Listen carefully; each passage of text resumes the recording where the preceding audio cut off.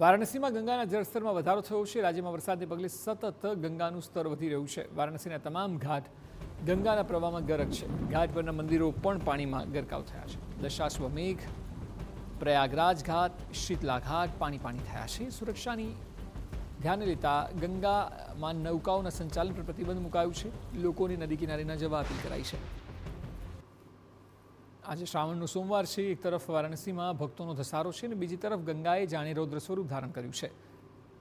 વારાણસીમાં ગંગાનું સ્તર પ્રતિ કલાકે 6 સેન્ટીમીટરની સ્પીડથી વધી રહ્યું છે। વિવિધ ઘાટોને જોડતો સંપર્ક માર્ગ પાણીમાં ગરકાવ થયો છે। ઘાટ પરના મંદિરો પાણીમાં ડૂબી ચૂક્યા છે તો ઘાટ નજીકના મકાનોમાં પણ પાણી ફરી વળવાની શરૂઆત થઈ ગઈ છે। ત્યારે તંત્રએ સુરક્ષા વ્યવસ્થા સઘન કરી છે અને લોકોને નદીના પ્રવાહની નજીક ન જવા અપીલ કરાઈ છે।